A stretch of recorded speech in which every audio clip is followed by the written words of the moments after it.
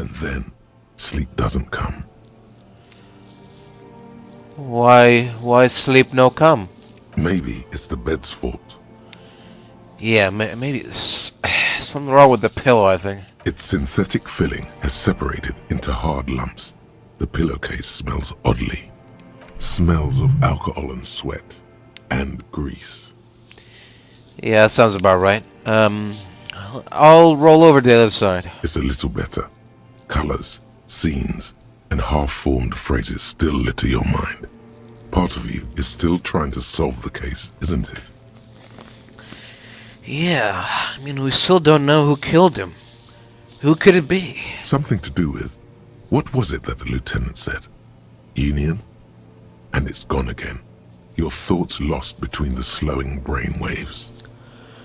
Alright. No more thoughts. I fall asleep now. Your breathing steadies.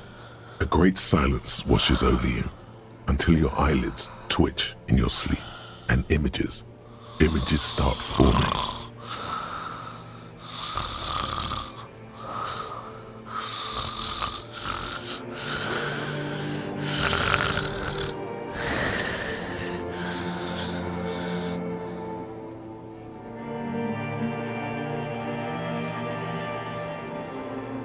Oh. Where am I? What am I doing? I gotta go back to the crime scene. Do you remember the scent of your childhood? What? What the hell is this? What it says on the can, Harry. Answer the question. I don't remember anything. Do you remember your wife's hand on your face? Who? Do you remember the warmth of her thighs between her legs and in her mouth? What is this? I'm not answering until you tell me who you are. You know who I am. I'm the bad day. The one where you ask her, and then later in the streets, wandering. It's the worst day of all time, Harry dear. And it's coming. She will hear about it on the phone. Reality will turn into a grotesque nightmare. This will be the last thing you did to her. Tell me, do you remember the love of your life? She left. That's right, funky baby. And you just stood there. One hand on the bottle and the other on your dick. Watching her go. Let it all be dragged away from you. Tell me, where are your friends? Human beings have friends, Harry boy. Where the hell are yours? I can get it back. I can get it all back. No, it's gone. 3 times gone and never coming back. You failed. You failed me. What do you... You failed Elysium. Elysium? Everything. The Pale and the Islas. On the surface.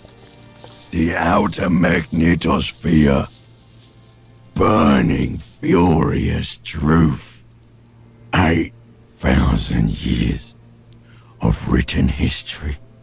You really dropped the ball, Harry. 4.6 billion people. And you failed every single one of them. You really fucked up. This isn't the first time, is it? I've talked to you before. No, Harry. You were just talking to yourself. That's all you ever do. Even in your dreams. and the actor's wearing thin. The spots of the disco ball fade around you. You'll be back in those cold snakeskins in no time, sweating up the bed. Stinky boy. I can still come back from this. You're not coming back from shit. Thrashing around in that high conductivity state of yours. Bumping into things and acting like a clown. Who are you kidding? I'm trying to solve this case. You're trying to what? I can't hear you. This is just a word dream now. Jumbled up garbage. The pictures are gone. The bed rises to meet you. A thin, sleep-like state. More glass than velvet, grinding in your head. So something is wrong. Sleep shouldn't be this bad, this dry, this unnourishing. There's something wrong with your thoughts. Some kind of new type of hangover. God, there's another type? Oh yes, party boy, and it's worse than the one before. Just think of the shit you saw. Here it comes too. So soon already. No. The silent alarm goes off in your head like clockwork. Barely let you sleep at all. Time to get those clothes on, Harry. No. Time to go to work in the shit factory. No, please, wait. No, not like this. Let's talk about this. Oh,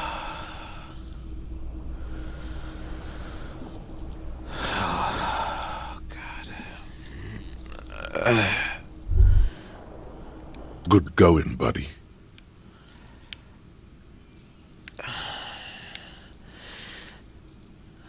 God, what the hell was that? Oh, just a dream.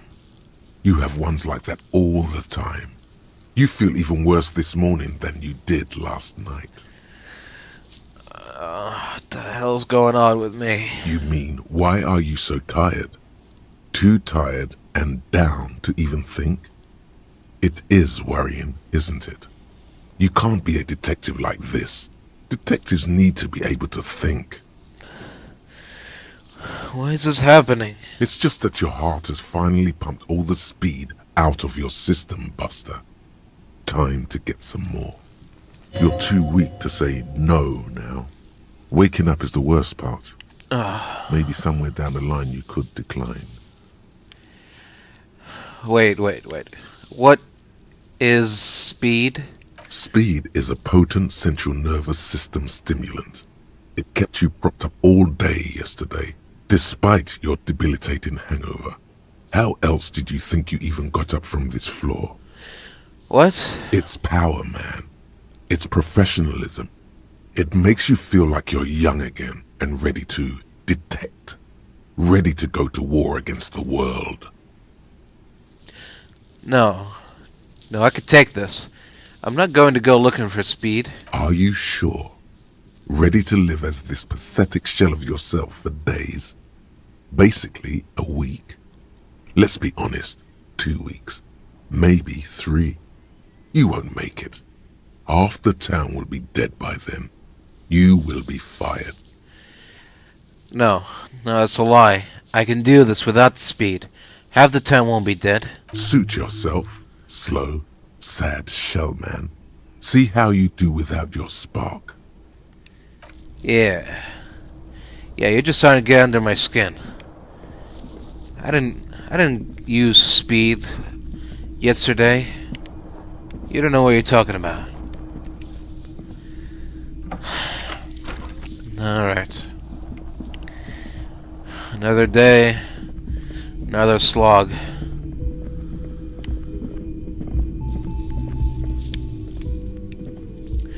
Where's Kim? Is he downstairs? Waiting by the door like yesterday? Oh.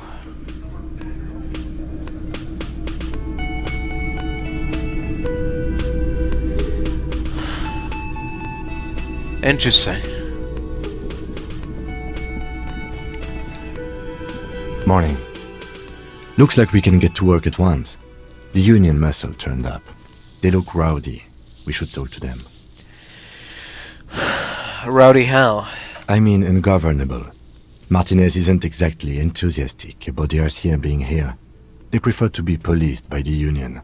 These men here, men who drink beer for breakfast, there's talk of an armed wing of the Union called the Hardy Boys, who are responsible for state policing. I think it's them. Are these the men Gart told us about yesterday? I completely forgot. Sorry, I had a rough night's sleep. It's them by the looks of it. Loud and nasty, just like the manager said. Huh. One loose thread less to worry about, and one big problem to replace it. Well, there's so many of them. Maybe we should call in reinforcements? That would just escalate tensions. No captain would sign off on it. Solving one murder isn't worth a conflict between the RCM and the Debarders Union. In fact, even the death of 2 detectives might not warrant an all-out war. So let's keep a cool head, okay? Why do we need to talk to them? Everything points to the Dockworkers Union.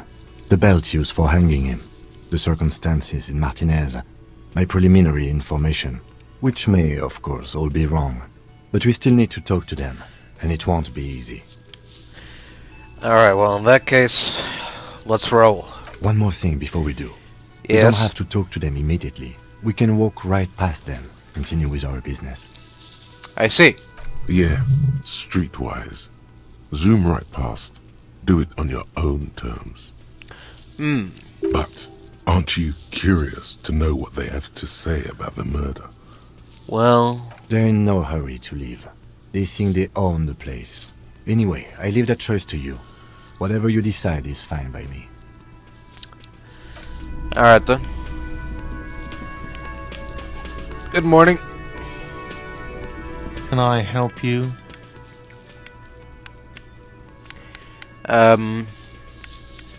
Nope. See you later. Hello. Good morning. Just a moment. She's agitated, judging from the way she keeps pulling at the frayed edge of her blanket. And there's no public phones nearby? The closest phone booth is down the coast. Sorry for the inconvenience, ma'am. It's fine, I understand.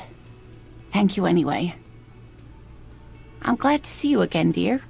The lady is distressed. Perhaps something more upbeat might cheer her up. Good day, ma'am. Everything alright? Please don't trouble yourself about me, sweetie. I was just hoping to make a call, but the Whirling's phone line isn't working. Oh no. The Union office probably has a phone, but I can't really get there. Or to the phone booth down the coast. And Gary's phone is dead too. What's wrong with the phone line? The manager was vague about it. Why would he be vague about phone problems? This is something to look into later. Ask God, maybe. So why do you need to use the phone anyway? To let the young woman who's house-sitting for us know that we may be delayed. Morel, my husband, and our friend Gary were supposed to get back by Monday night, but they're still missing, and I haven't heard from them.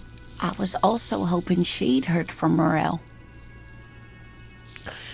Alright, I'll bite. Has your husband gone missing before? That's just it. This isn't like him at all. He always plans his expeditions so carefully. Right. A cold breeze hisses through dense thickets of reeds. Something sweet in it, somnolent. A damp chill goes down your spine. When you look around, you're still in the whirling in rags. But you have more important things to worry about. So, your husband is some kind of scientist? Oh, yes. A zoologist.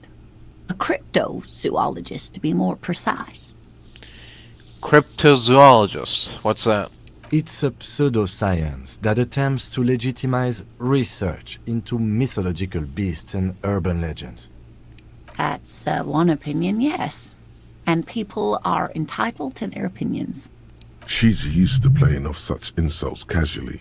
but they still affect her. My apologies, ma'am.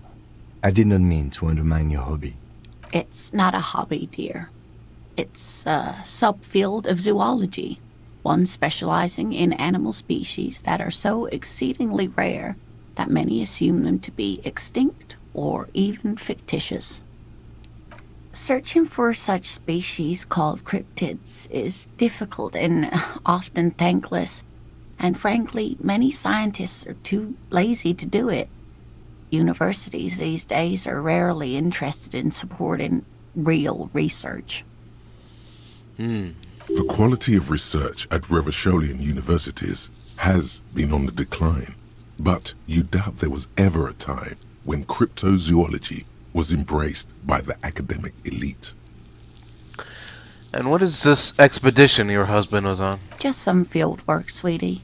Morel is a highly trained scientist. He and his assistant Gary are studying an extremely rare species of insect. Oh, yeah. But they should have returned by now. They were just going down the coast across the waterlock to set a few traps. He said they'd be back on Monday. What could be keeping them? The waterlock, that was broken. Could this be it? And who is this Gary person? Do you trust him? Oh, sweetie, it's nothing like that. Oh. Gary's as loyal as they come. I trust him with my husband's life any day. Well, the waterlock to the other side of the coast is broken, so they're probably just stuck over there. Oh my. What happened to the waterlock? It's probably just some technical problem. Well, whatever the cause, I'm thankful. To both of you. You've spared me another sleepless night. You're welcome, ma'am. I hate to ask, but if your investigation takes you to the other side of the coast, please do keep an eye out for my husband. This will surely lead to a cryptozoological mystery with that extremely rare insect. And if you see him, let him know Lena is waiting for him here at the Whirling. He gets so tangled up in his work that he may not know the waterlock's been repaired. And it's cold out there. Alright, if I see him, I'll let him know you're here. When or if I get there. Oh, you're such a dear. Thank you, sweetie. Sure. Tell me more about this rare insect your husband is looking for. Oh, sweetie, it's fascinating. But I shouldn't bore you with entomological minutiae. The lieutenant gives you a sideways glance. That's alright, I want to hear about the insect. Well, it's a phasmid, technically, but... Oh. Ah yes, Phasmatodia. A diverse group of insects whose bodies resemble twigs, leaves, that sort of thing. Ghost insects, colloquially. Oh yeah. Here comes the interesting. Where other phasmids imitate sticks or leaves, this one's a living reed. It disguises itself among the reeds here on the Insulindian coast. Hence its name, the Insulindian phasmid. Perhaps you'll end up co-discovering the phasmid with us, officers. I knew it. We're gonna be chasing made-up insects with cryptozoologists. It's not made up, officer. I can assure you. It's simply elusive, so much so that most establishment zoologists doubt it exists at all. So, is it dangerous? Not at all. Why else would it hide itself so carefully? Does it have cool powers? Yes, it can blend in almost perfectly among the reeds. It's how it stayed hidden all these years, centuries even. I wouldn't call that cool, but... Well, is it valuable? Oh, I doubt it. No one gets into cryptozoology for the money, sweetie. Huh. So what makes you think the phasmid is around here? Well, some teenagers making out in the reeds saw one. They didn't know what it was, of course, but there was a brief article in a local newspaper about their encounter with a ghost insect that looks like the reeds. Gary sent us the clipping. So, a newspaper clipping is all the evidence you have? Of course, most phasmid sightings turn out to be false alarms, but their description matched the Insulindian phasmid perfectly, and they didn't even know what they were looking at. Enthusiasm has wiped the worry from her face. Her eyes sparkle behind her glasses. You seem really excited about this cryptid. I suppose I have something of a personal connection to the Insulindian phasmid. All scientists have their little hobby horses. Alright, so what's so special about this stick bug then? Oh dear. I'm afraid I'm not explaining this very well. It is very special. Morel can explain it all much better. I wish you could hear him describe it. Then you'd understand, I'm sure. Okay, tell me about this Morel. Looks, character, your relationship? Oh dear. I'm not sure where to begin. Well, what does he look like? Well, his expression is slightly grumpy, but his eyes are always bright and curious, like a small boy's. And his palms are quite coarse from all the field work, but he's quite gentle. Alright, let's try this again. If I were trying to meet him on the street, what would I look for? Oh, well, he's a bit shorter than you, but with a larger frame. And Right. he has longish white hair, usually a bit uncombed. You might say wild, even.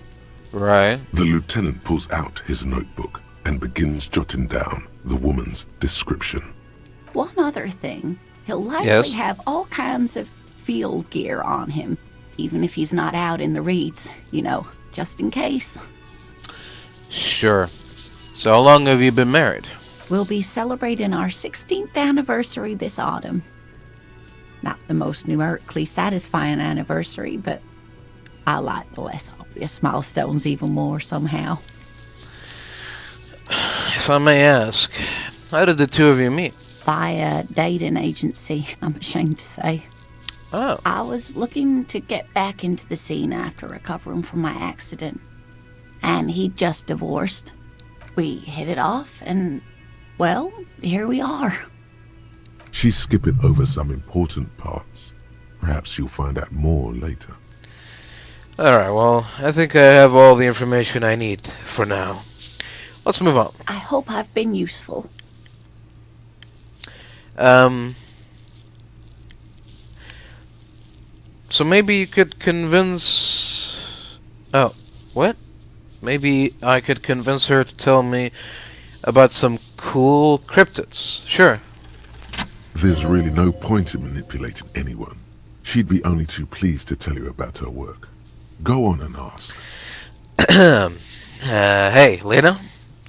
I'd like to hear about some of the cryptids you've studied. Could you just tell me about a couple of them? Oh, I'd be delighted. Truth be told, I could really use the company too. Go on. One cryptid, not a couple. One. This won't turn into some kind of cryptid extravaganza. I don't know. I like the sound of that. And I don't. Just one. Alright, just one. Ooh, tough choice there. Okay.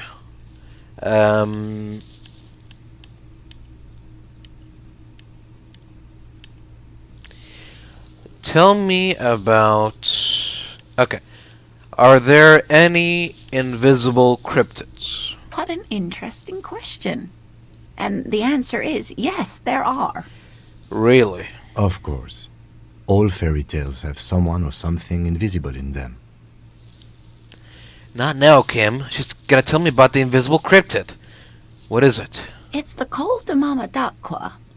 Its Ooh. name means thin whisper of sound, and that's precisely what it is. Right. Self-replicating sound waves, invisible and intangible.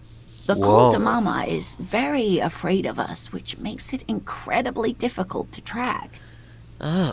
Col de Mama d'Aqua can also be translated as a whisper light and low. Whisper light and low. Yes, that's another translation. They're both quite lovely, aren't they? Although the low part is a little ironic. The Col de Mama d'Aqua makes, or rather is, such a high-pitched sound that other animals, including humans, can't hear it. It could be everywhere all of the time, and we wouldn't know. Fine, I'll bite. How can an animal be a sound? Many scientists have asked the same question. Some have claimed that it isn't itself a sound, but a tiny corpuscle that emits sound waves. But there's no evidence to support this theory. Well, what evidence is there of this animal being a sound? Plenty. It's the evidence that led to its discovery. In the 20s, a group of Areopagite ornithologists, that is, scientists who study birds, were trying out a new recording technology for capturing sounds outside the range of human hearing. Right. When playing back recordings they had made in the foothills of the Ea mountain range, they noticed certain anomalies, patterns that seemed random at first, but on closer examination were consistent with the waveforms of songbirds. Songbirds. The scientists soon discovered they could track and even predict what appeared to be feeding, mating, and migration patterns based on sound waves in a strictly delimited range of ultrasonic frequencies, even higher than those of the highest-pitched bat calls. She transforms, when speaking about these strange animals, into a confident woman. They realized that they had discovered a new species and called it the Coldumama after the Paracanassian name for the voice of God, which is said to be very silent. Go on. They grew quite obsessed with these little birds. Even though they couldn't see them, they could distinguish among individual birds and even began to name some of them. Name them.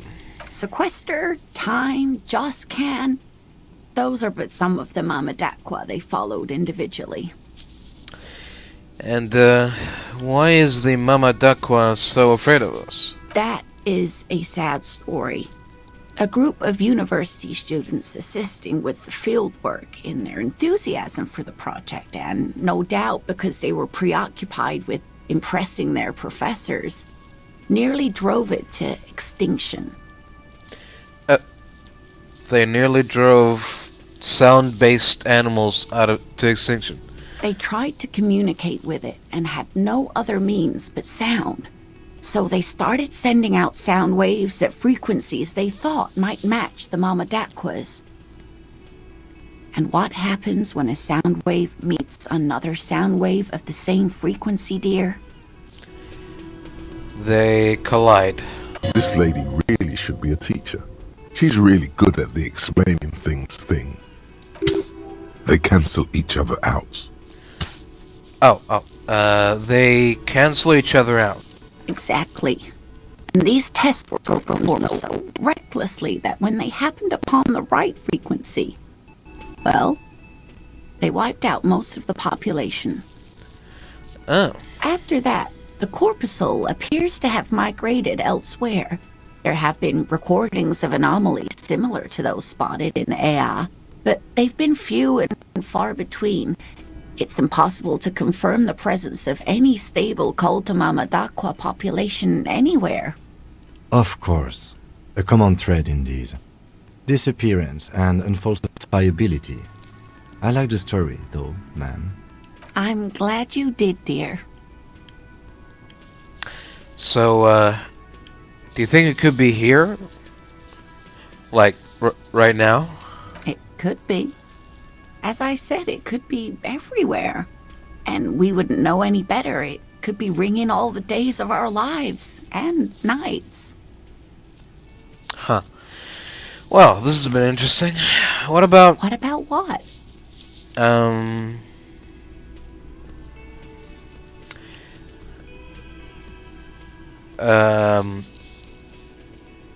said I was only gonna ask one thing, right?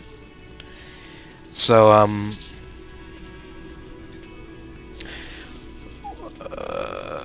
we'll just, talk about something else. Of course, dear. Yeah. That's all for now, ma'am. Thank you for your time. Now, Gart. Can I help you? I saw another thing at the whirling. Another thing. Great. I love those. Yeah, so the phone line is dead? Yes, and the phone company is taking its sweet time sending someone to fix it. Losers. That's pretty strange. It's not strange, it's inconvenient. Well, is it true that there was foul play? Who told you that? Doesn't matter. I just want to know who you suspect. Fine, yeah. It looked like someone had messed with the wiring. It was shortly after the hanging, but I don't know if it's at all related. Plenty of arseholes around here who aren't murderers. If you do find out who cut the line, though, let me know, so I can forward them the repair bill. Alright, one more thing, Gart. I saw a sign that said I couldn't go into the kitchen. Why can't I go in the kitchen? What are you, a cook now? That's none of your business. But there may be something pertinent to the investigation in the kitchen. He wasn't pan-fried, he was lynched. What could the kitchen possibly have to do with... He could have hid some important evidence in here. Fine, okay. The kitchen is closed until 1 p.m. because the cook is working. You can snoop around after that, if you must. Alright. Something else I want to ask about. Yes? Goodbye. Well, I think we snooped around the kitchen. But, oh. Tomatoes so thinly sliced you can see right there. Can I open the blue door? You see, you immediately feel drawn to the color. The door does not budge. The door Nope. Still won't budge. Alright. We're gonna leave these Union fellows here. We're gonna talk to them later. It's all about the money, you know. This guy's still here. Hey, it's the farmer lady. Yes? Let me handle this. Detective disorientated. Are you still wondering where you are? This is Martinez, in case you've forgotten. I advise you not to overstay your welcome. What? Her entire character has shifted. This young woman is cold as ice.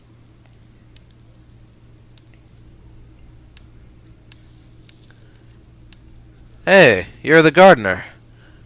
No, I am not a gardener. I'm a legal counselor for the Dock Workers Union. So let's get to it. You're looking for Titus Hardy? You think he has information that will help you? Maybe he does. That's Titus. Talk to him. But know this. I'll be keeping an eye on you. No strong arming. Nothing official. The District of Martinez does not recognize your authority to make arrests.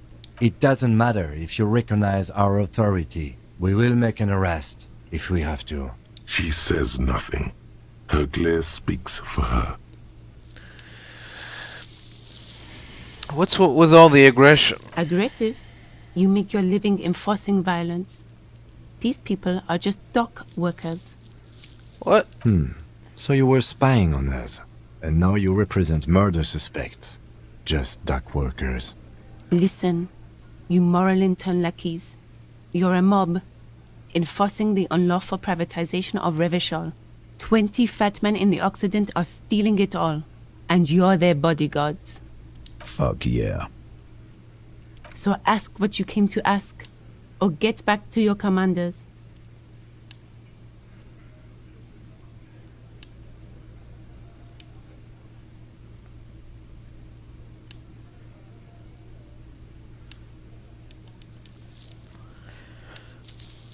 Listen, the world always needs a financial buffer zone. There's no need to get emotional. No one is emotional here.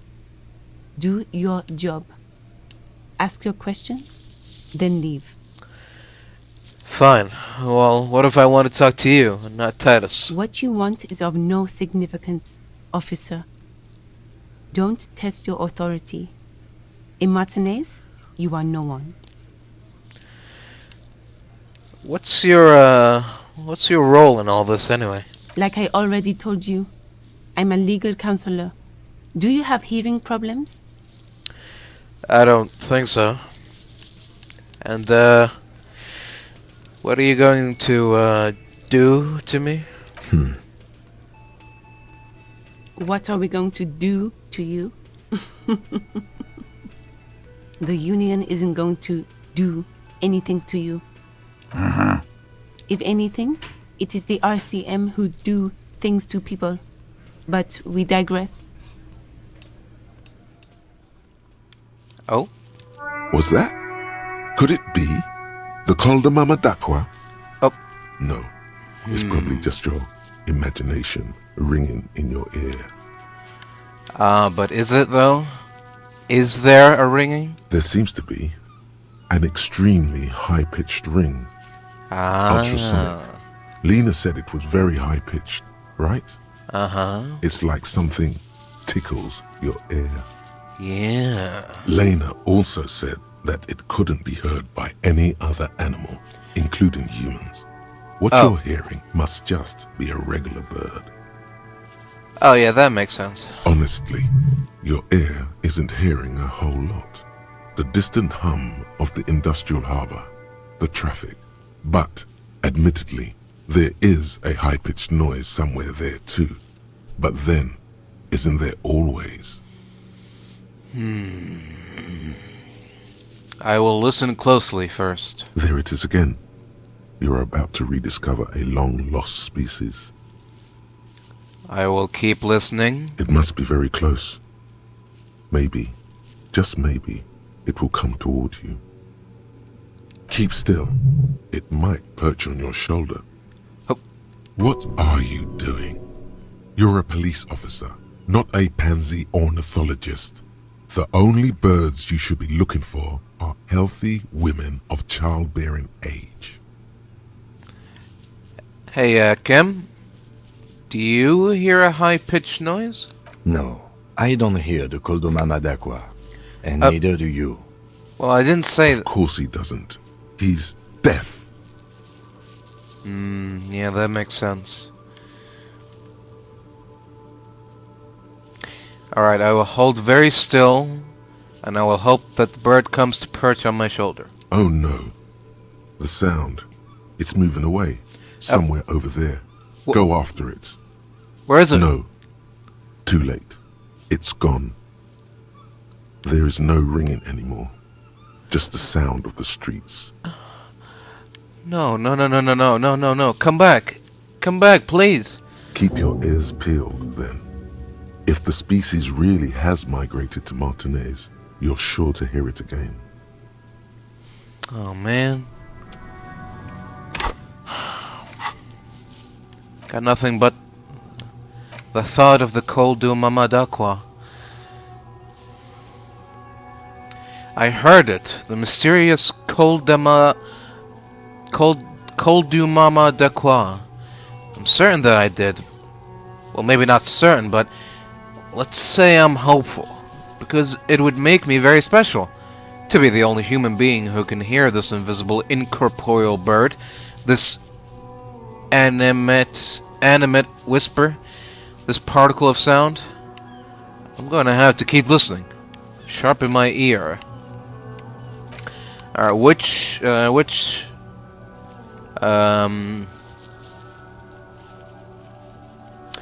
bonuses do I want to get rid of?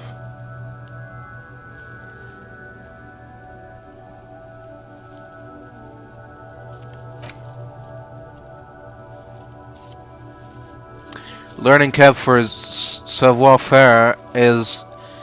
That's something that I don't even use, really. I don't really need, so I'm gonna forget about it.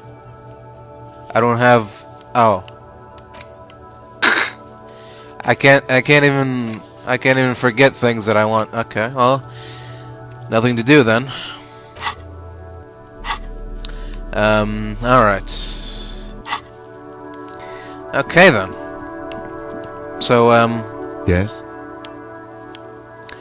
thoughts? What do you want to know? Well, now that we've inspected the scene, I want to know more about this pissing competition you mentioned. What's there to say?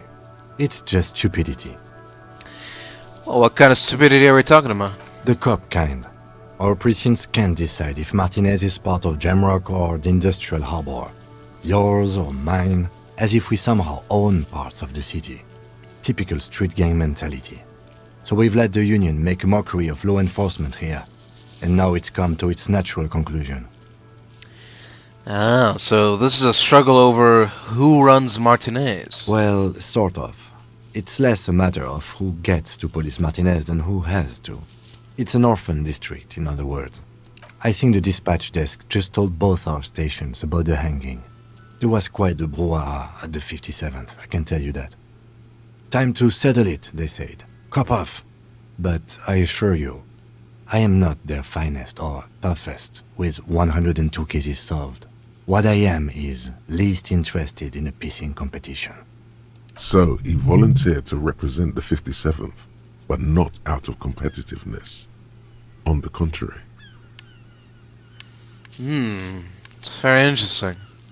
I wonder what this says about me, then. That I was sent by my station.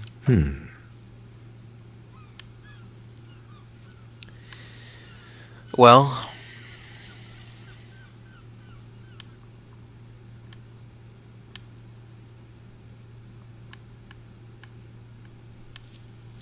it's probably because I'm the finest case-solving machine sent to outperform you in every way imaginable.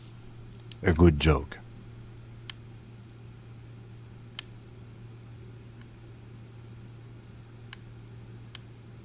Yes, it is a joke, of course.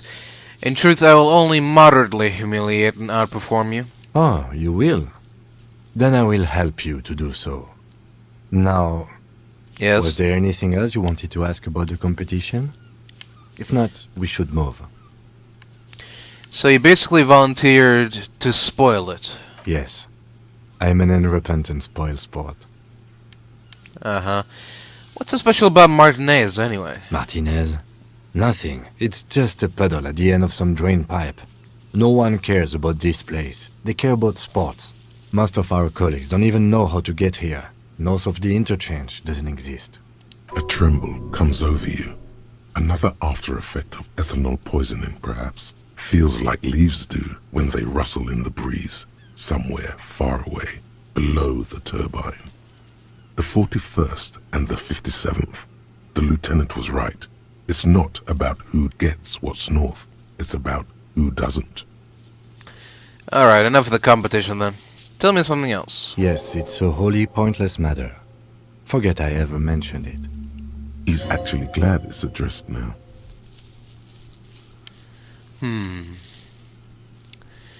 So, why do you think the 41st sent me? Because you're the best qualified. No, that doesn't seem right. No, that makes sense. I'm exceedingly qualified. If you're so well qualified, why can't you remember why you were sent? Anyway, don't keep the lieutenant waiting. Alright. Well, Lieutenant, if we're gonna keep working together, I think you should know that I can't remember anything. No response. He just arches his brow. No, really, I don't. There was, there was drinking involved. Have you tried concentrating on something other than your personal affairs? There is a sudden, harsh edge to his voice, like he's tired of hearing about your personal affairs.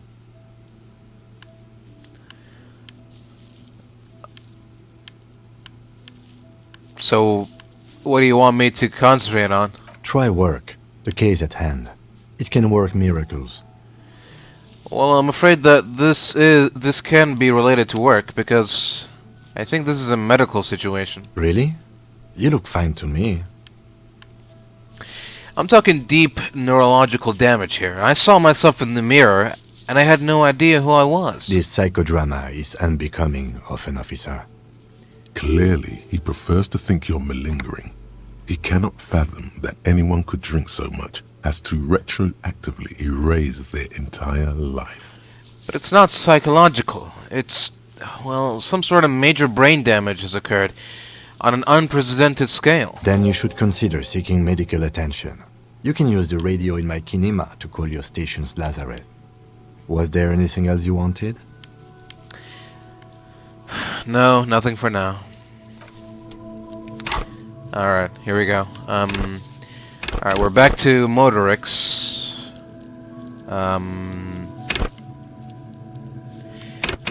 Alright. I think improving my interfacing is something good. Yep. There we go.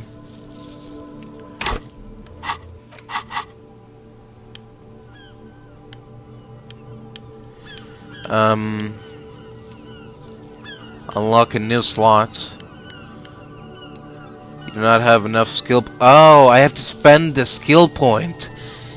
I have to spend a skill point to forget. Well, if I knew that, I wouldn't have just, you know, internalized thoughts randomly. I'm glad I picked good ones at least. Oh? Hello? I, saw you poking around in Lady Driver's lorry. She in trouble? Wait, so you did know something about who's smuggling drugs around here? Nah, man. I was telling you the truth. I really didn't think it'd be her. She's okay. Sort of troubled, but still. A nice person. What else do you know about her? Nothing. We just talked a bit. About life and stuff. She left me a key so I can park a lorry if the jam broke. So, she in trouble or what? Well, I'm afraid that there's going to be an investigation. It's that bad. Man, what should I do? What should I do to help her?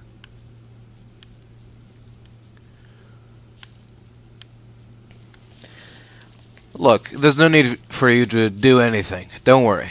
The police are looking into it. Yeah, maybe I should just keep my head down and work on my rhymes while I can.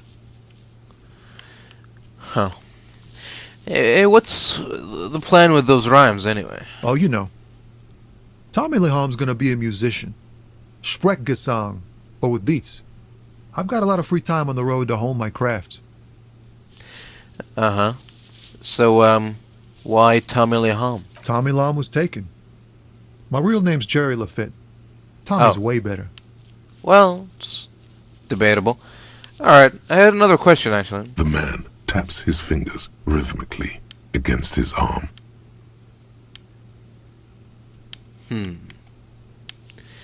Never mind. That's all for now. Goodbye. Alright, before we do anything else, gotta run all the way to here and ask the lady to store the corpse. Here we go. Welcome to Frit. Feel free to look around or something. Everything is out on the shelves. What's that magazine she's reading? What's that magazine you're reading? You mean this? This is Pop Stars. It's got, like, famous people in it. It's not for sale.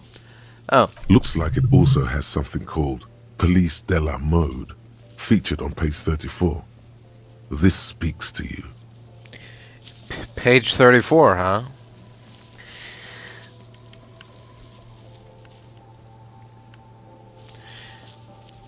Yes, I approve. Very futuristic. She pops her raspberry-flavored bubblegum and nods. Her shoulders tense. She shuffles back only slightly. Bewilderment and repulsion root her in place. The lieutenant frowns at you before turning to the clerk with an apologetic half-smile. Anyways, before we go on, what is this Frit? I don't know. Frit? What is Frit? A 7 to 11 grocery store.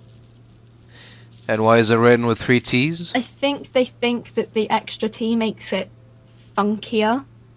It doesn't. The story goes that normal fritter with 2 T's a men's workwear shop in Vredefort, was already taken. So when Fritter Retail Inc. grew into a multinational corporation, they had to add an extra letter to avoid trademark infringement. Alright, I have some questions for you. Okay. I'm not really supposed to be chatting to anyone, but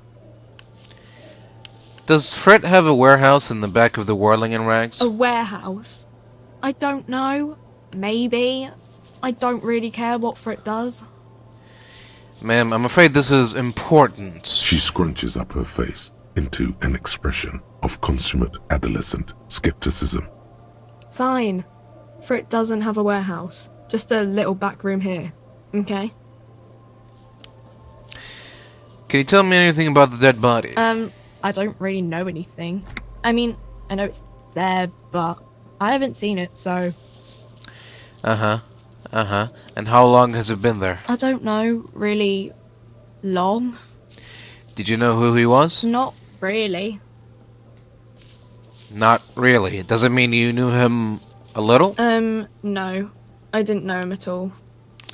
Right. What do you think happened to him? I don't know. No need to worry. It's just standard procedure for us to ask around. If you hear anything, let us know, okay? Okay. Thank you for your help, ma'am. Uh-huh. Tell me, do you have a fridge? Mm-hmm. Right behind you.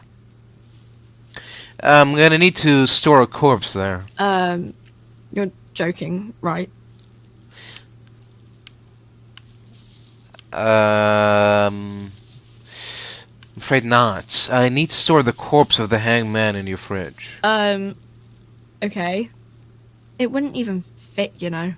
Now that I'm looking at it, maybe a glass-doored fridge in a public grocery store isn't the best option for storing a corpse.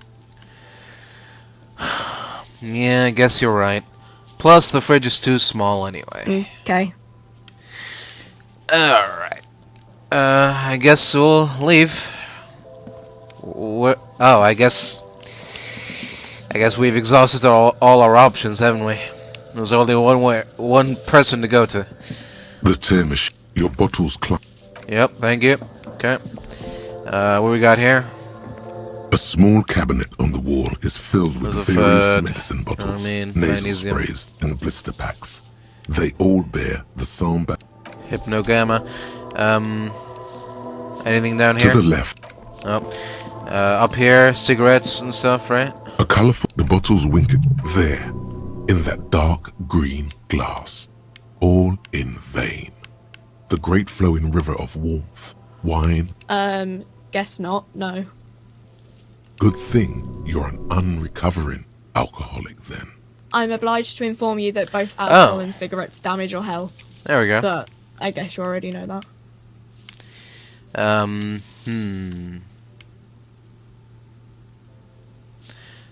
+1 intellect, +1 physique.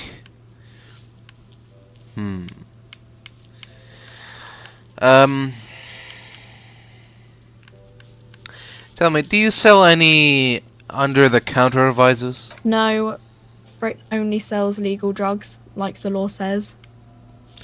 Right. Well, please, tell me more about these products. The Pale Age vodka is special, I guess. It's stored in pale for a couple of years, which makes it super expensive and super strong. Oh. What is pale? You know. Don't worry your pretty little head about it. Let's concentrate on what's important here. Alright. So what will consuming this stuff do to my body? I mean, I already said it'd hurt you. I don't know what else they do. Substances give powerful bonuses to your main stats at the cost of damage to your health or morale. Use medication, like Nosafed and magnesium, to counteract the negative effects of substances. Alright. Thank you for that tutorial, agent. Well, that was a bust. Let's go back to the corpse and hope it hasn't rotten all the way to the bone. Or maybe instead of looking around for places to store the corpse, we should just continue our investigation. and find more clues. No. Something tells me that we're not gonna make any progress today. We've still got a couple of days ahead of us, so it's probably a good idea to get Kuno's help somehow. Oh! What? There's someone up there. It's a smoking lady. How did she get up there? It's not on the balcony, is it? How can you get up there? Is there a third floor now unlocked? Maybe?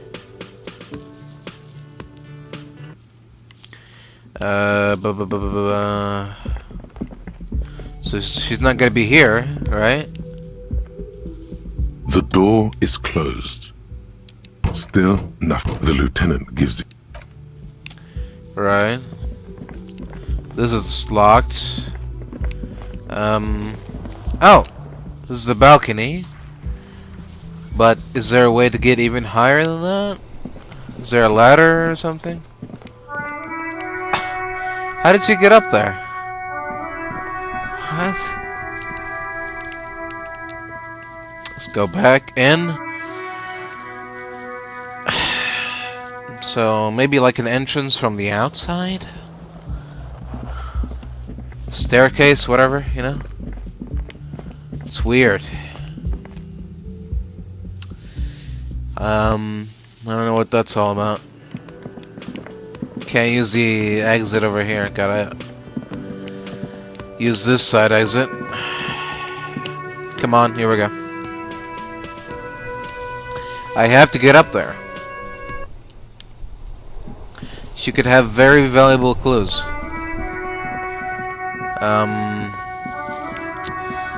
I don't know how. Try going around, maybe. Alright, while we're gonna pass by, let's talk to Kuno. The corpse is still here? That's good. At least. Fuck does Kuno care?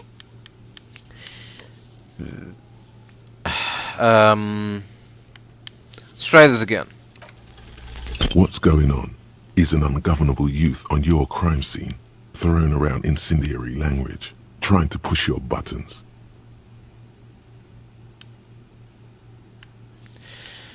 Kuno, you must have seen all kinds of things throwing stones here.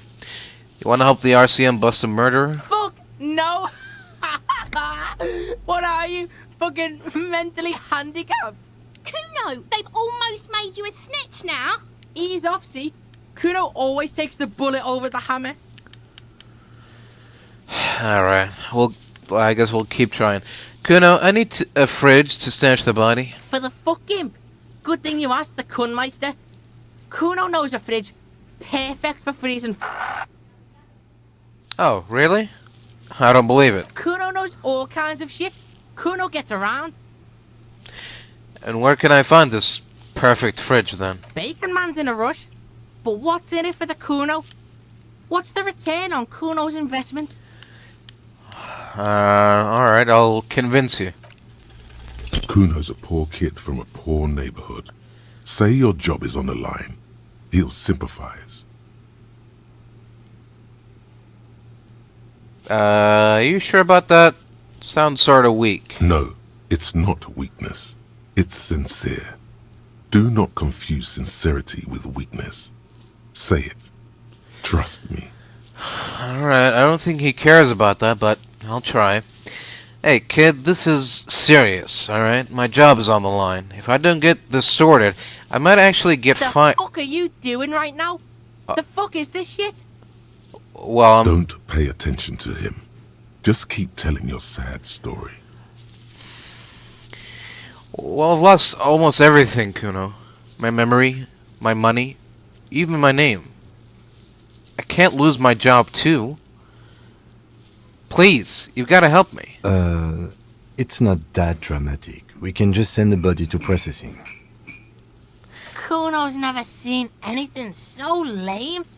Listen, pig, if you were Kuno, the fuck would you care? Look, this isn't about me, Kuno. It's about the people I'm trying to help. It's too late for me anyway. Stop shitting yourself in front of the Kuno. Kuno thought you were some kind of big shit. What is this? Why don't we go pester some other kids now? That's actually not such a bad idea. Kids do see stuff.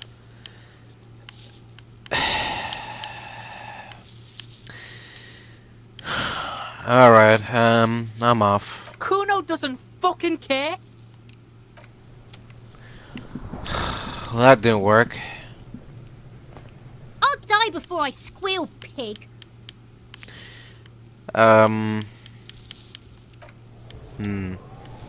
Try talking to her. The man is... The lieutenant adjusts his glasses and takes a deep breath.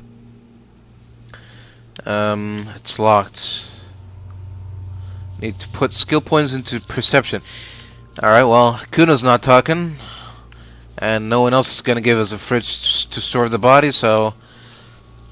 I guess we'll just have to look around for clues before the body completely decomposes. And there's gonna be no more clues left.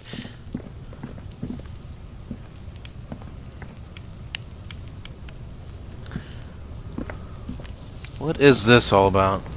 An inconspicuous pile of the roofing material, Eternite. Because there's a secret door hidden behind the panels of Eternite. That's why they're too orderly. I knew it. Alright, I'm gonna pull the panels aside. There it is. You see a shabby little door. Here we go.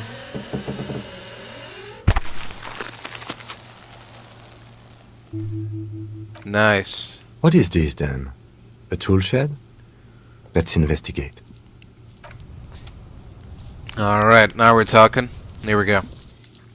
Let's go inside and see what's up. There's gotta be something worthwhile hidden here, right? Empty tube of magnesium supplement. Silver plate with traces of bone yellow powder. Be still, my beating heart. It's amphetamine. Sweet amphetamine. Oh. The lieutenant isn't studying the powder in the mirror. He's studying you.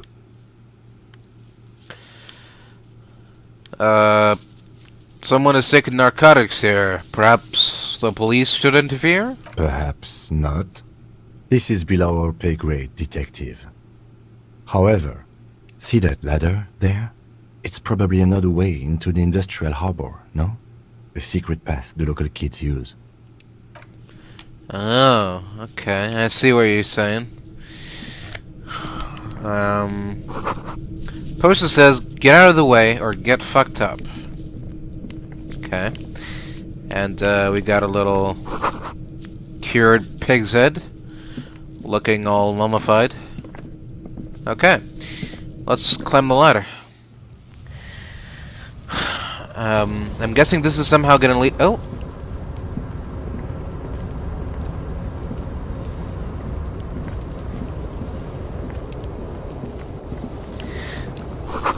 This doorway is going to collapse soon. Alright, I'll leave it be for now.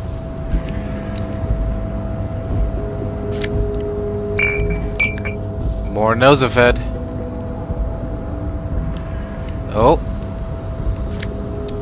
Some money. More money. How do I get down there? Oh, up here? How do I... Can't... Okay, how do I get to the jacket then? Looks like someone left his tarpaulin cloak hanging on the railing here. When the wind ruffles the cloak, you can most definitely see a white rectangle on its back. You son of a gun. It's a cop's cloak. Yes, it's probably yours. It bears the RCM insignia, and you have a habit of being careless with your equipment. Well... You could probably make the jump. You look like you've done some track and field in your day.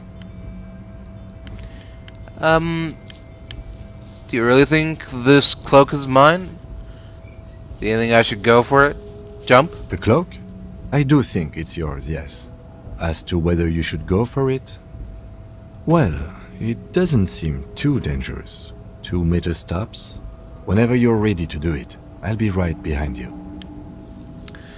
The wind is aggressive up here.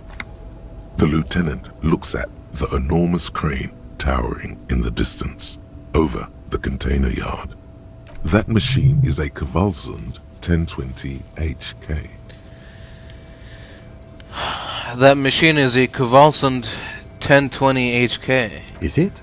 Kvalsund makes a lot of heavy equipment, but this is phenomenal, even for them.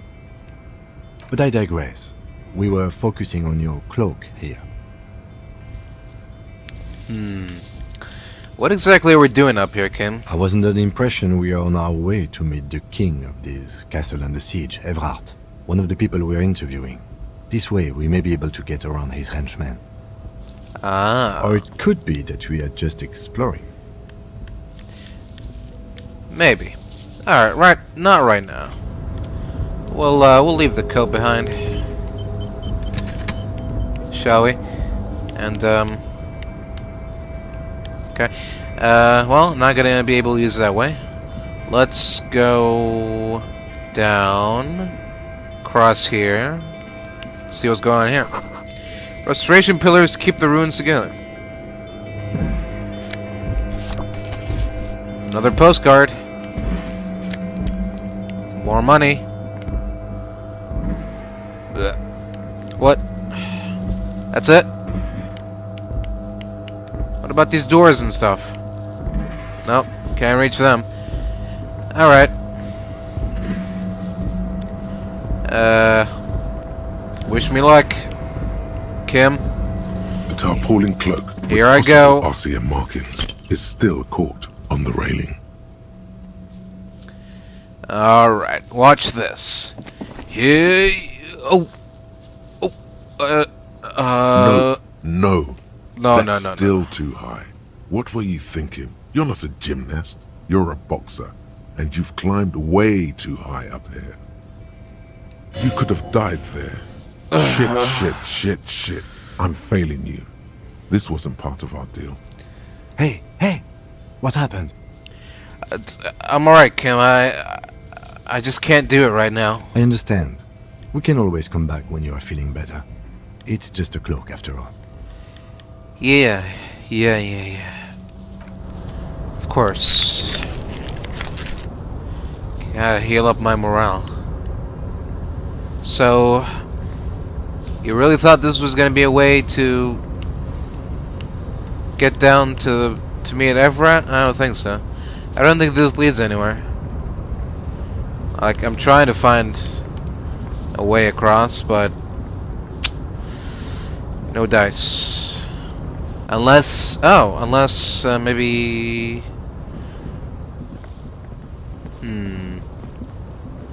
Didn't I? Hold on. Yeah, there we go. This is where I came from. Can I climb somewhere around here? No.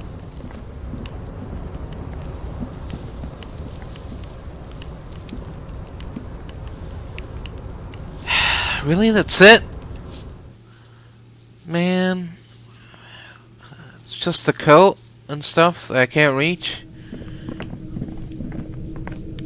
Because apparently sneaking means the ability to leap? Like, really? That's the skill check you want? Why not interfacing? Why not composure? Why not hand-eye coordination?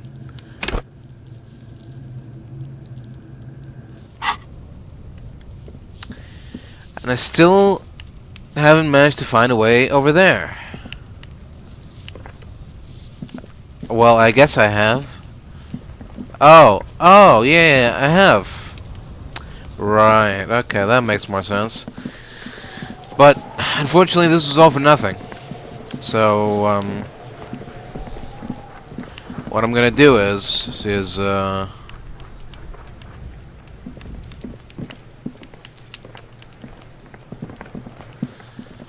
I guess I'm just gonna cross. What do I have here? Oh, yeah. Postcard.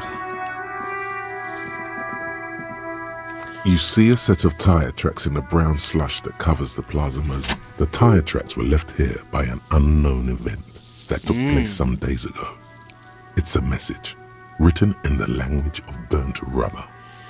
Interesting. Some of that rubber stuck to the tiles right in front of the whirling in rags. This is point A. The driver started there, and then accelerated straight into the fence, left a hole big enough for the Franco-Nigerian cavalry, according to the cafeteria manager. Right, and what happened next? The driver proceeded to back out of the yard, barely stopping before hitting the adjacent building. Before heading south. Must have been in a hurry. So a car drove through the fence. You are correct. This is a rather motor carriage-friendly city. Somehow that makes you feel scared. You don't know why. Do we think that this could be connected to the case? I'm not sure. There are plenty of traffic accidents waiting to happen in Martinez. With the jam right here on the roundabout, I would keep them separate. You could follow the track south. There seems to be a canal there. See where they went, if you find the time. Alright, I think I got it.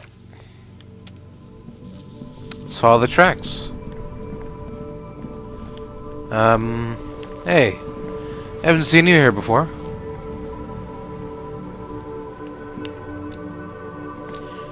Tea shine on me. Okay.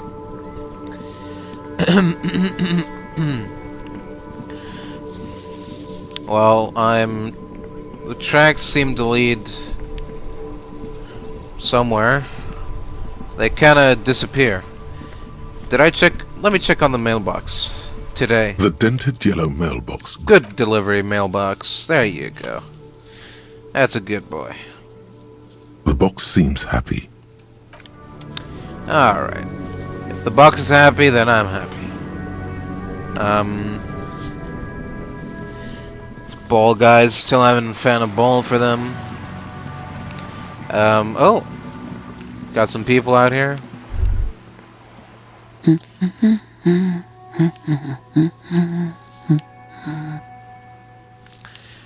Hello? Hello? Who are you? Me?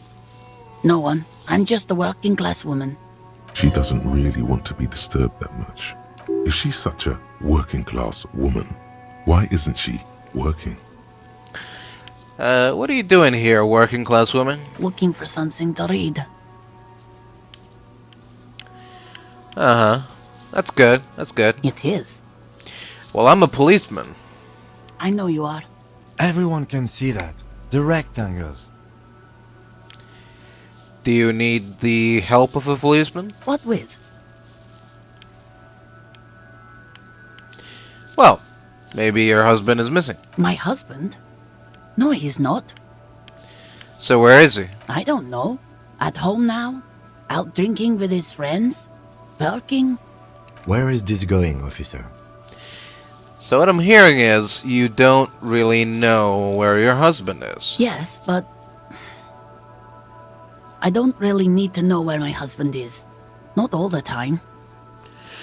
Oh, wouldn't you like to? No.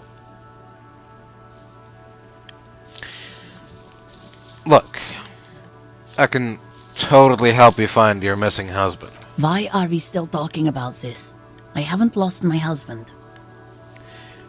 Maybe your children are missing. No, absolutely not. Well, where are they? Are you a policeman or a nanny?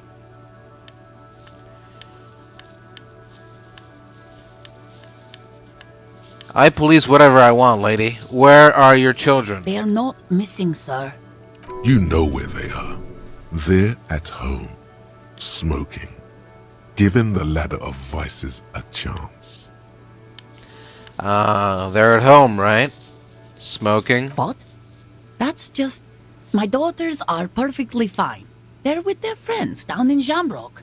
There's nothing to worry about. They're almost grown up now anyway.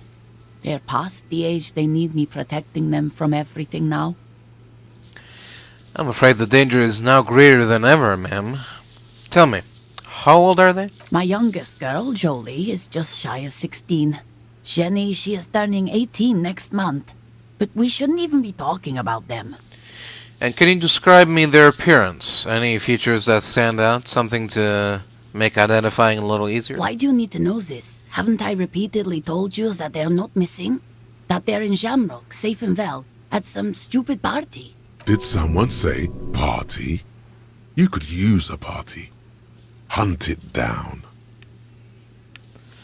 It's for the investigation, I'm afraid. I'm just trying to be professional. There is no investigation here. I can tell you that. Alright. How about your bird? Maybe your cockatoo is missing. I don't mean to disrespect, sir, but you are being a bit of a cockatoo here. For what it's worth, I agree. But cockatoos can't be stopped when they get ladies. It's better to indulge him at this point. What do you mean I'm being a cockatoo? Nothing. Go read up on them if you're so interested. There's a great book in the bookstore. Maybe you should. What if the cockatoo is your astral captain? Or your heraldic bird? You know what? That's exactly what I'm going to do. Thanks for the tip. Wonderful. The store is open. Yeah, I know it is. Well, that's all for the moment.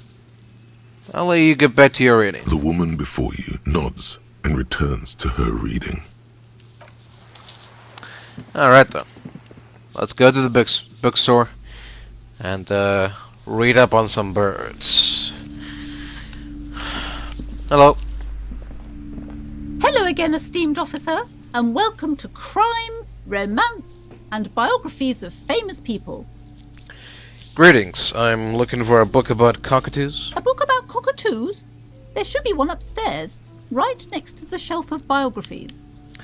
Alright, farewell for now, book peddler. Shall make my way up here. Shelves filled to the brim with crime novels.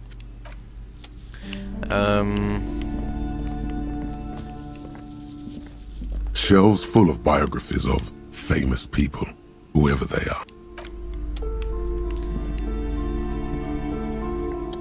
A sulfur-crested cockatoo sits on the cover, its beak slightly open. It looks as if the bird is calling out the book title, From A to Zurich, a guide to a well-behaved cockatoo. Storekeeper, what about this guide to cockatoos? It's a must-have if you own a cockatoo. I've heard they're quite capricious. Turns out that there are so many different cockatoo species, and they all have behavioral problems. Interesting. You don't have behavioral problems. That's garbage. You're cool. Alright, shopkeeper, I want to buy the guide to cockatoos. Oh, a nature enthusiast. Good choice. I knew it was a good idea to keep that around. Yep. Let's see what we got here. A cockatoo is a parrot with an erectile crest, found on the Seminine Islands and in southern Fas a la Mer. Known for their intelligence and general precociousness, cockatoos are popular birds in aviculture. However, they often exhibit various behavioral issues. Alright, what else? This book talks about the delicate nature of toos, as well as introducing some of the most popular species among the bird enthusiasts. The funeral cockatoo, the major majestic cockatoo, and the most common bang-bang cockatoo. It's colorfully illustrated. Tell me about the bang-bang cockatoo. Despite its banging name, the bang-bang cockatoo is actually the shyest of the species, common in almost all Seminoles forests, as well as zoos and homes all over the world. Its plumage is mainly gray and white. The Seminoles name, bang-bang, is thought to be of onomatopoeic origins. Oh, whatever that means. Tell me about the major majestic cockatoo. Perhaps the most impressive of all the species, the endangered major majestic cockatoo, is often described as the most flamboyant bird in the jungle. its pink-colored wings and flowing crest embellishing its proud and bumptious nature. In the words of poet-explorer Sir James Fournier, few birds more enliven the monotonous hues of the verdant forest than this big, bold, and beautiful species. Alright, tell me about the funeral cockatoo. This is a yellow-tailed black cockatoo. Its specific name, Psittacus venereus, relates to its dark and somber plumage. This bird looks as if dressed for a funeral, 24/7. There is something indisputably ominous about it. Ooh.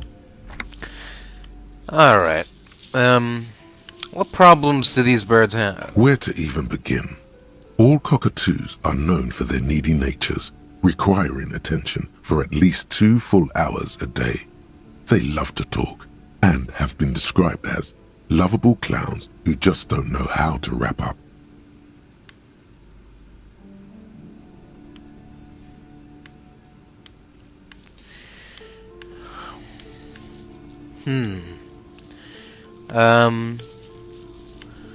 Who would ever want a chatty companion?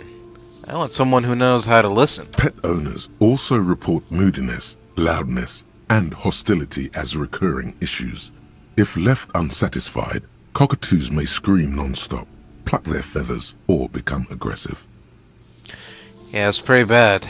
Anything else? It is not recommended to get a cockatoo if you're not able to cook them food every day and give them the full care that they need.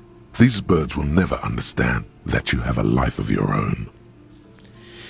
Alright, but there has to be something great about cockatoos as well. You're right. Cockatoos are magnificent creatures. They love to perform, cuddle, and show off, and will even scream for fun, often as loud as up to 135 decibels. Ouch. That must hurt. Not great for the neighbors. Well, honestly, this bird does sound a bit like me. Yes, but all those cockatoo species are so different. Which one are you?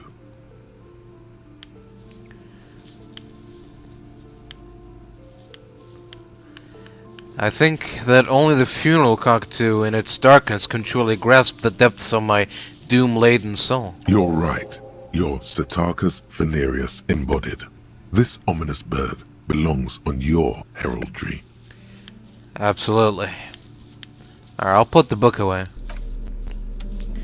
Well, there we go. We found out a little bit about ourselves today. It's helpful. What do we got here? This bookstore is not strictly about crime. Amidst the point of the book and many other, it serves wholeness. When it's up, it's your own fault. The book, this is just mundane garbage. What's even paranatural about this? The throbbing in your head increases with every passing moment you gaze at this shelf. Suddenly, as if out of nowhere, a small green book becomes apparent. The title of it reads, Medicinal Purposes of the Pale. What's the pale? The book contains very little explanation on the matter. This knowledge seems to be taken for granted. What's the book about? The book contains descriptions of various pseudoscientific therapies, alternative medicines, and folk remedies involving the pale, also known as le territoire. For example, it recommends vigorously swatting one's naked body with a venik or hand broom, made from the leafy twigs of a young birch tree from the near pale. Even better if you can find someone else, preferably a large man dressed in nothing but a towel, to thrash you while you're spread naked and helpless on a cool slab. I don't know about that. Sounds painful. It is supposedly invigorating and good for the circulation. Alright, what else is there? It also recommends consuming distilled spirits like vodka or whiskey that have been aged in the pale. Readers are instructed to cover these jars in a shallow hole just inside the pale and leave them there for 30 to 60 days, depending on the potency desired. So, what does this pale-aged liquor do? Among other benefits, it is alleged to restore a damaged liver to perfect health. Oh. That seems improbable. How's that even possible? Is it any more improbable than anything else that human beings put their faith in? Yeah, fair enough.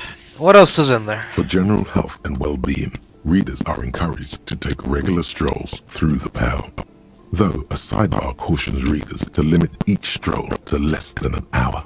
These strolls promise to cleanse the mind of worries and the body of toxins, especially if the perambulator performs this ritual in the nude. Nudity figures prominently in a number of these prescriptions. Nice. This is exactly what you need. Huh. Anything else of note? There's an entire section devoted to cures for men who are struggling to perform their marital obligations. Yeah, I'm probably gonna need that. Excuse me, sir. Oh. I believe you've been perusing that particular volume long enough. If you'd like to continue reading, I must insist you buy it. Alright, I'll leave it be for now. Thank you. Several of the maps look old and faded.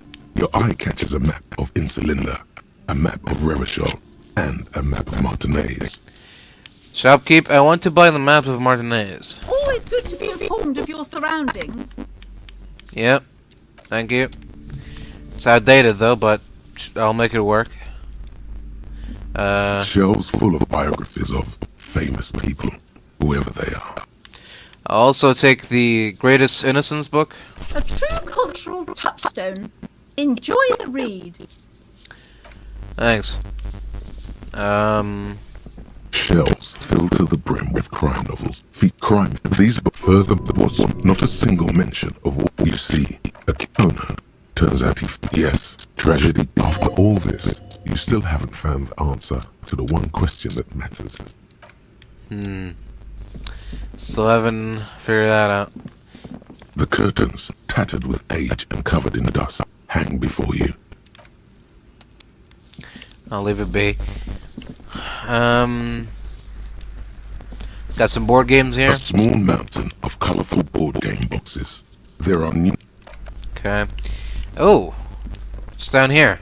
The display rack is brimming with worn paperbacks, featuring an extremely muscular, sword-wielding barbarian on the cover. Nearly all the titles contain the word Heimdall somewhere. Wow, look at that. More Helmdale. Mountains of it. Heroic quantities of Heimdall. Roy's puny shirt is nothing compared to the real deal. Alright, I'll look through the display of books. Rows and rows of Heimdall men blur your vision. You make out some titles.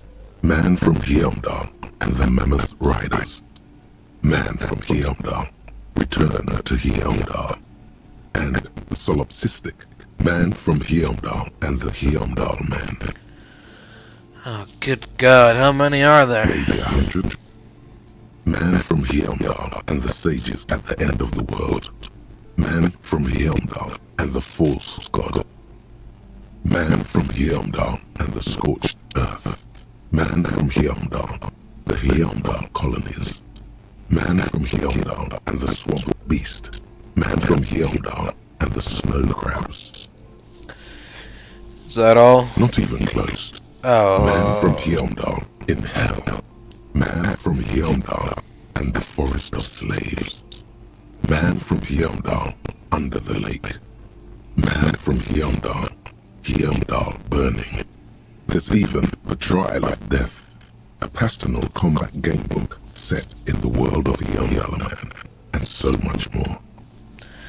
Alright, so do any of these books call out to me? Nothing of interest. Only silence and the cosmic background pain radiation. God damn it.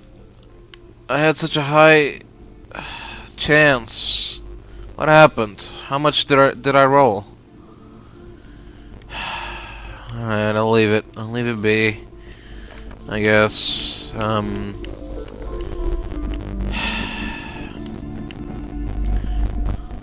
want to get that Heimdall merch.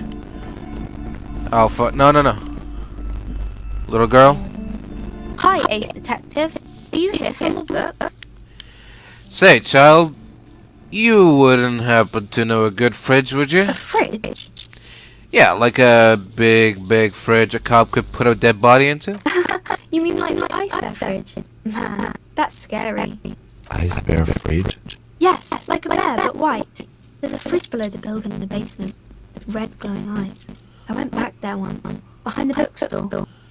Ah. Mum doesn't want me to go there anymore. Not that I want to. It was pretty scary. So there's a big fridge there. Yes. Alright. How do I get inside the building? That's a problem. The only way in is through the bookstore, but my mum is pretty strict about not letting anyone in. But I don't know. You're a policeman. Maybe you can convince her somehow. Anyway. Alright, thank you, Annette. I'll see you around. Wow, look at that. Well, we finally found a reason to pull the curtains. Hello again, esteemed officer, and welcome to Crime, Romance, and Biographies of Famous People. Hello. I was told that there's a huge fridge in the building cellar. Can you lead me there? A fridge? No, I don't know anything about a fridge. Aren't you interested in books? For whatever reason, she's lying to you about the fridge. Seems like you have to find your own way to the cellar. Alright, I guess I do. The curtains tattered with age and here we go. Just as you're about to pull apart the curtains, the petrified voice of the shop owner cries out once more. Sir, don't touch that. I told you it's off limits for the customers. Parapsychologically speaking, we're done if you decide to open them. I won't be held responsible for the consequences. It's too dangerous. She looks away, mumbling. Why is everyone always messing with the curtains? Why can't they just buy books like normal people? Look, ma'am. This is different. I'm a police officer. I need to get in there. Why? It's not like anyone was killed there. I'm sorry, I don't mean to be so impolite. Just please don't go there. I can't allow that. You'll only make things worse and unleash the powers. Powers. Is this about the curse? Is that why you're afraid? No, it's just a storeroom for the employees, I told you. Now please step away from the curtains. Well, I have it on good authority that there's a fridge there that I need. Everybody suddenly needs something from there. Leave the curtains be. It's what it wants. Look, I sense this place calling for me. I must investigate beyond the threshold. You do? My God, even more reasons not to mess with the curtains. Just step away, dear sir. Oh, God.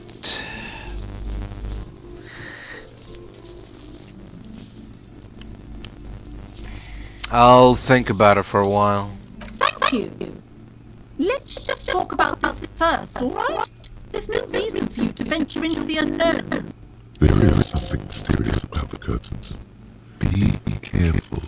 The curtains tattered with age and covered in dust. Alright, let's talk about this. What do you want to talk about? Hello again, esteemed officer, and welcome to Crime, Romance, and Biographies of Famous People. Why are you so uptight about those curtains? I just want to know what's on the other I side. already told you, it's just a storage room for employees. I don't understand why it's so important to you. Just let it go, officer. Go buy some goddamn books. You're supposed to be drawn to the books. Well, if it's just a storage room, then why do you have that strange trinket on the curtains? It's just a decoration. Okay, fine. It's just because this place is cursed. Just like everyone said. They don't call it the doomed commercial area for nothing. Are you happy now, officer? Happy that you've ruined everything? Host of hosts, she prays. Guard me and my honest business venture from the curse that lurks behind my curtains. Take it easy. You've broken the resistance. Pushing her further will gain nothing. Well, why didn't you just tell me right away it's the curse? It's not good to talk about the curse, not in detail. The negativism, it's dangerous. Talking about the void wraiths angers them. Such wraiths may prove a formidable enemy. Suit up. So, how does this curse manifest itself? The curse is so much worse than you could imagine. It's a disease eating at the very foundation. It's the curse of financial distress, of ruin and bankruptcy. Didn't that turn her smooth?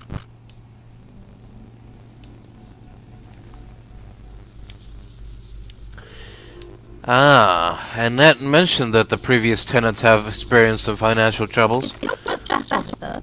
We're dealing with something supernatural here. It's the cacodemons feeding off bad business practices and disappointing income statements. Cacodemons. There's something wrong with this building, I can tell you. Ever since I arrived, I've sensed an eerie lingering presence, as if I was unwanted here.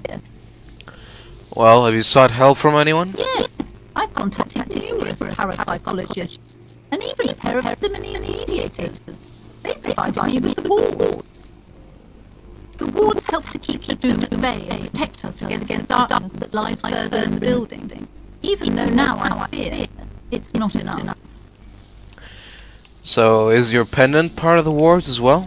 This? No, it's a special Himian amulet, blessed by desert pygmy shamans, with a spell compulsion. It's to compel people to buy books.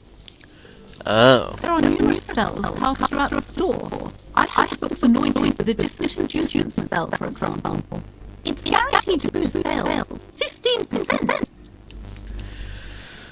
Alright, well, would you like me to take the case? I could investigate, see if the curse is real. Most certainly not. I don't want anyone who's not familiar with psychic arts to get involved in this mess. Stay away. Leave these spirits be, so they can return to their slumber. Tell her there's a dead body involved. That will make it easier.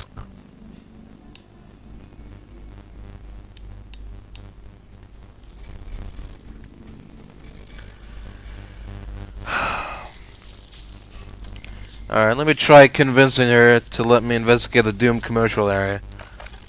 Slither up to her. You silver tongue on your feet. Show her what world-class perfectly looks like. Ma'am, I came here to help. I've handled paranatural situations before. Are you sure? Don't think I haven't seen charlatans before. I've returned from the void. A paradetective from a long line of paradetectives. You're no paradetective. You look nothing like one. And you're clearly a drinker. Pardon me for being so blunt, but... Hey. You need to boost the focus, alright? The lieutenant keeps his usual stony calm. He silently clicks out his notebook. I admit I have had my share of drinks, but only because the spectral realm is parapsychologically taxing. How do you know all this? Here we go. I am the Void Revenant. I have the powers to de-bad all the bad energies. I should have realized a pattern lies within the fabric. The hand of fate guides us. Our meeting couldn't be mere chance. Perhaps you truly are the one to deliver this woman from the doom. But I am not the only one at risk. I have to think of my daughter. You are certain you can help us, keep us safe? I can't allow any collateral damage to hit us. No problem whatsoever, ma'am. Your family is safe. The phantoms are no match for me. If you promise, good officer, then you might be our last hope. Do you swear it? I swear it on my honor. Thanks, sir. There's one more thing I haven't told you about yet. Yes. The entity. Yes? Do not act surprised. You know these things, sire. Of course, the entity. For I have sensed its presence. You have? The entity takes the form of a woman, a witch, probably.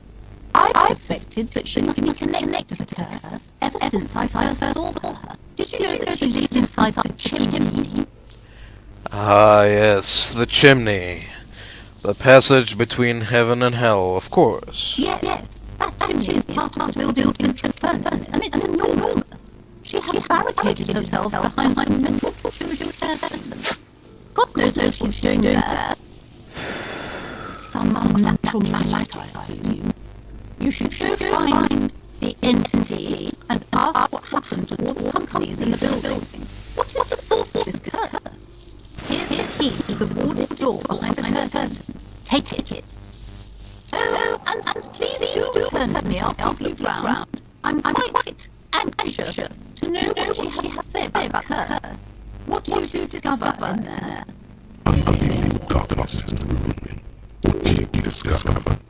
Probably just office space and the damn fridge. Don't be scared. I bid you farewell, book peddler. Until we meet again in this life or the next. Alright. Can I open the curtain now? Ta-da! Dimly lit room full of dusty furniture and trash. The doorway stands in the back, covered in dozens of scary imitations like trinkets. Your shadow reflects like a omen.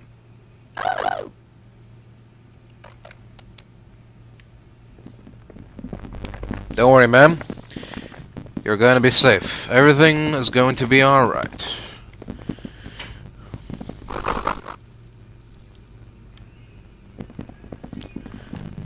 Oh.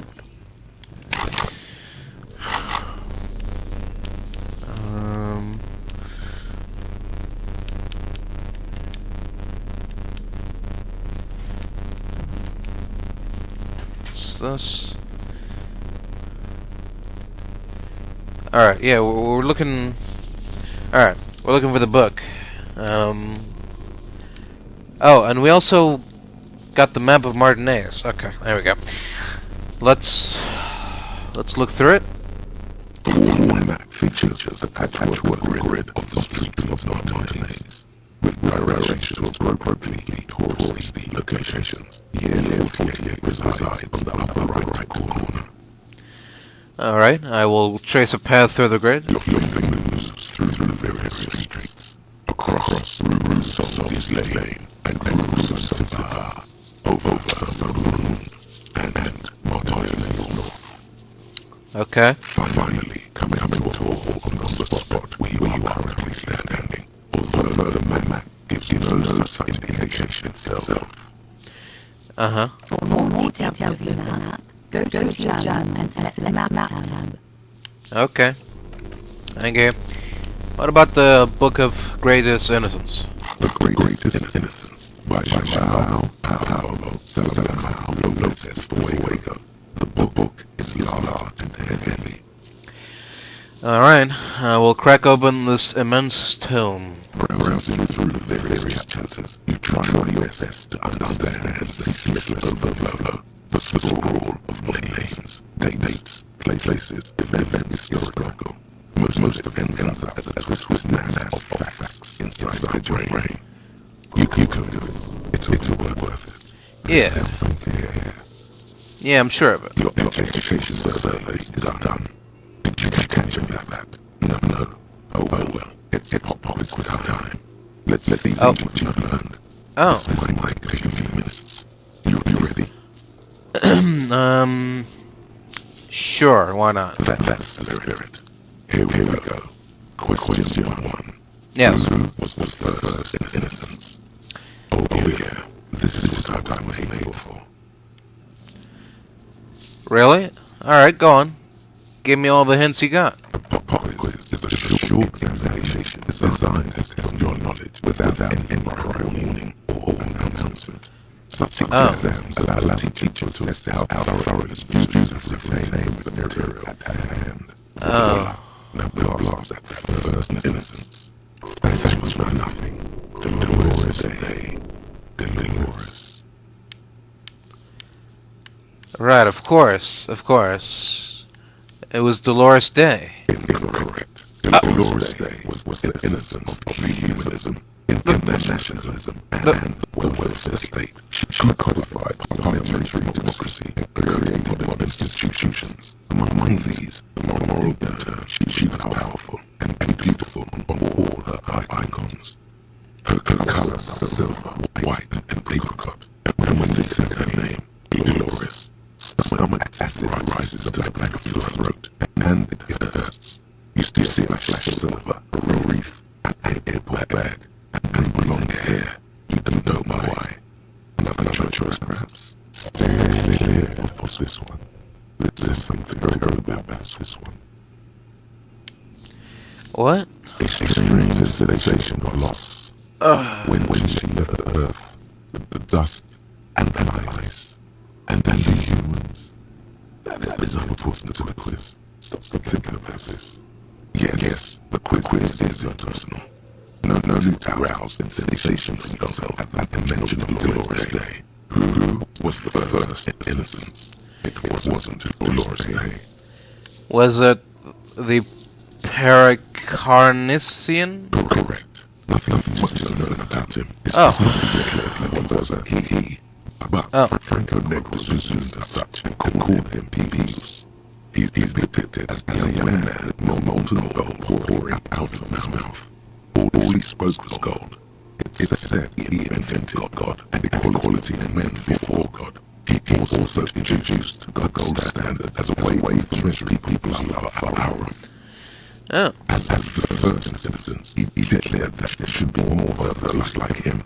It is presumed his disciples were the beginning of the Holy Party, the founding party. Right. Question 2. Who was the strongest innocence? Easy. Everybody knows the answer to this. You, me, anybody. Alright, sure, try again. I trust you've got my back. And innocence is the highest category of historical personage in the world. A literal personification of history. Traditionally, an innocence, when anointed, assumes renew over the Occident or the known world in general. At least the parts that matter. Brain. Come on, Brain. I thought you were gonna work with me here. I thought you were gonna give me the answer to the question. I can do better. Okay, so commonly, an innocence does not enforce his or her power through military power. This is seen as unnecessary. The innocence wins because the innocence can't help but win. For they deeds are inevitabilities. Did this help?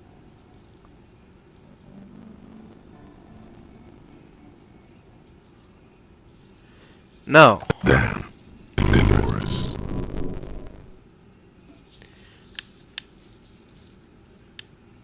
It's Vesper Messina.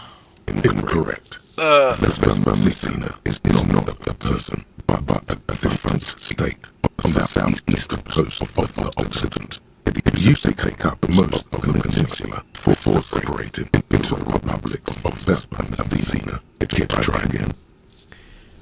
Is it Franco Negro? Correct. Named the innocence of militarism. It codified hereditary rule, but at the same time ended serfdom and established an inter-insular real as the global reserve currency. He also established the concept of the nation. Franco Negro attempted to solve the rising tensions between the aristocracy and bourgeoisie by building a unified society in which every man has a place and a mission. But at the same time, it may rise to nobility, providing the strength of this virtue. Question 3. Who was the false innocence? Got it under control. No problem. Solid on this one. It's widespread historical information. Well, are you gonna be helpful this time? I could really use a hint. Yes. There exists a group called the Founding Party, known as the Holy Party, during the time of the Elysium. This, the world's oldest international organization, spends its time in search of either the re-emergence of innocence or members.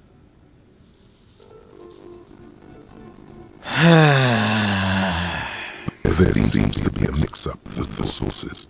It's not my fault. At least it clearly wasn't Dolores Day. She wouldn't be false. She's beautiful. Is it Stepan the Despicable? Incorrect. Stepan the Despicable, regent of Kedra, was a ruler who conquered the known world during the Kedriatic conquest. Instead of the despotic Erno Pasternak. Would you try again? Is it Erno Pasternak? Correct. There have been a number of counter or false innocences. Some assumed to have innocent qualities. Some which are just false themselves. Occasionally, they have the support of a faction inside the ecclesiastic organization, and accusations of foul play have arisen. The most famous and important of these was Erno Pasternak. He was into torture, despotism, hymns, canons, and world conquest, but defeated and humiliated by Stepan the Despicable of Kedra. Final stretch. You've come so far and learned so much. This is the most important one. Question 4. Who was the greatest innocence? The most important of them all. The most precious to humankind. I've got it. Honest. Alright, are you sure this time? I'll bite. Hint me. Of course, this is my thing. The reason I exist in this world. The correct answer is Franco Negro. Alright, you're absolutely certain of this. Zero doubts. While it was actually her. Alright, it's Franco Negro. Incorrect. While Franco Negro built concrete churches and cathedrals, and while many people, especially MS, consider him a father figure, due to his militarism and nationalism, João Paulo Samuel Lopes de Fuego are used differently. Another choice, perhaps. Oh yes, militarism and nationalism. My bad. Brain? Yes, obviously. Is it Dolores Day? Correct. The Mets might see Franco Negro as the father of nations, but as of this century, there's been a great shift in attitude. Dolores Day has become widely regarded as the greatest innocence. A most radical change to the whole fabric of the world. Everything from interstellar travel to the connected world to 3 consecutive scientific revolutions can be traced back to her. Every decade that passes, she seems less human somehow, and more beautiful. And more beautiful. And more beautiful. Congratulations on finishing the test. The results and your subsequent grade have been calculated. You get a C, vaguely passable. A solid effort with nothing much else to show. Nice going, mediocrity man. Thanks. You would have done better if you just left Dolores Day for the end. Dial the Dolores Day down a bit. Shut up, arrogant book. What's going on with you? This thing's so smart. God damn. Okay. You are shouting at an inanimate object, like a real weirdo. No wonder you seem to have trouble with the right answers.